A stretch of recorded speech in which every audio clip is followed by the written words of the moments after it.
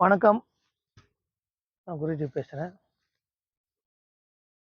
இப்ப வந்து நம்ப வாழ்க்கையில சந்தோஷமான வாழ்க்கைய வந்து நம்ம வாழணும். அதே சமயத்துல நம்ம புண்ணியத்த தேடிக்கணும். வய வயதான காலத்துல நம்ம வாழ்க்கை எப்படி அமையுமோ, அமையாதோ, நம்ம வந்து ஒரு ஆன்மீகத்த தேடல் இருந்துச்சுன்னா, அந்த பாதையில போகும்போது வயதான காலத்துல நல்ல வாழ்க்கை அமையும். ன்ட்டு நெறைய பேர் நெனச்சிருப்பாங்க. நெறைய பேர் அப்படித்தான் நெனச்சிருப்பாங்க.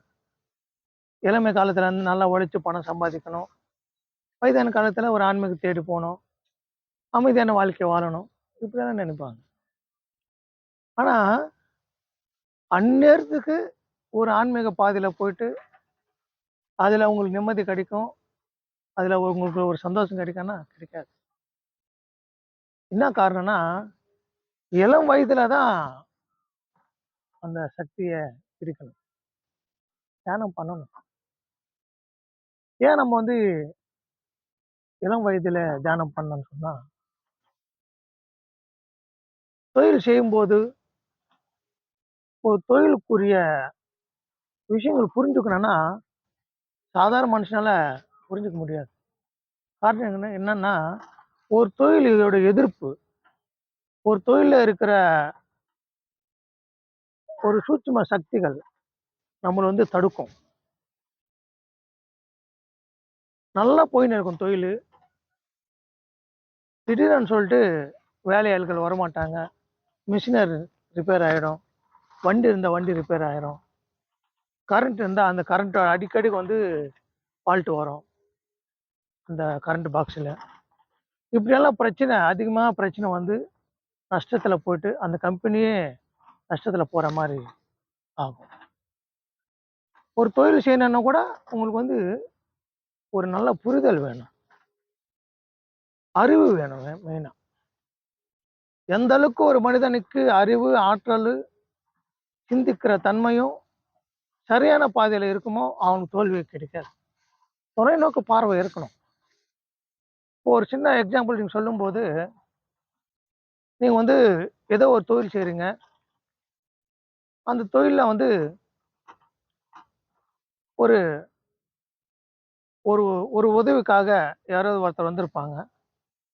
உங்க நண்பரோ, உங்களோட தெரிஞ்சவங்களோ, இந்த மாரி நானும் ஒரு தொழில் செய்றேங்க. எனக்கு ஒரு கான்ட்ராக்ட் புடிச்சு குடுங்கன்னு சொல்லிட்டு.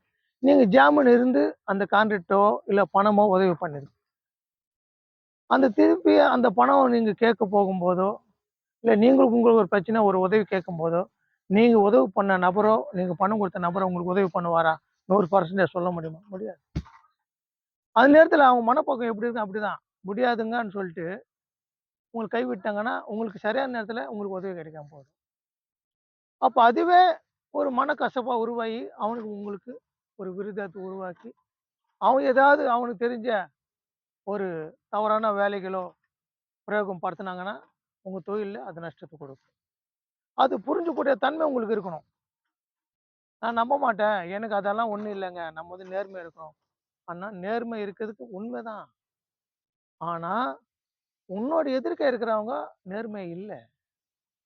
அவங்க எப்படி கையாளுறாங்கன்னா, சூட்சுமத்த கையாளி, இந்த மாரி மாந்திரீக ஏவல் பண்ணுவாங்க. அவங்ககிட்ட போட்டு ஏதோ செஞ்சு உங்க வாழ்க்கைய கெடுக்க பார்ப்பாங்க.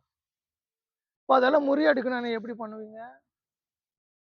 ஒரு தியான பயிற்சி கத்துக்கிட்டு, சரியான ஒழுக்கத்தோட, இடைவிடாத நீ தியான பயிற்சி பண்ணீங்கன்னா, அவங்க உங்களுக்கு யாரு விரோத ஆளுங்க, உங்களுக்கு யாரு செய்வினை செஞ்சிருக்காங்களா?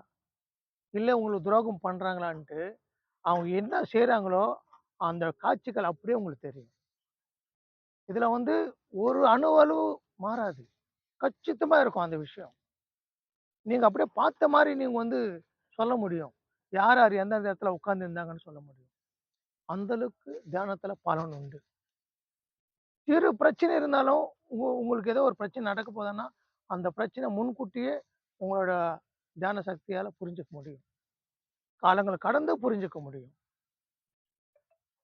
அப்போ ஒரு மனிதன் வந்து மேற்கொண்டு வளரணும், வளர்ச்சி அடையணும், வியாபாரங்கள் நல்லா வந்து பண்ணணும், பெரிய பெரிய கம்பெனி வைக்கணும்னு சொன்னா, அவனுக்கு அறிவு ஆற்றலுக்கும் ரொம்ப துணையா இருக்குது தியான பயிற்சி. இந்த தியான பயிற்சி பண்ணுங்க. தியான பயிற்சி பண்ண பண்ண உங்களுக்கு 6வது அறிவு வளர வளர, டெலிபதிகள் வளர வளர, ஆகாஷவாணி சித்திகள் வளர வளர, உங்களுக்குரிய என்னென்ன பிரச்சனைகள் உங்களுக்கு இருந்தாலும், உங்களால சரிப்படுத்த முடியும். பிரச்சனைய முன்கூட்டியே தெரிஞ்சுக்க முடியும். அது எப்படி சால்வ் பண்றது உங்களுக்கு தெரியும். அதால சர்வ வல்லமை படைச்சவனாக நீங்க வாழ முடியும். அதனால தியானம் பண்ணுங்க. நீங்க எல்லாரும் நல்லா இருக்கணும்னு வேண்டிக்கிறேன். ஓம் நமச்சிவாய. ஓம் நம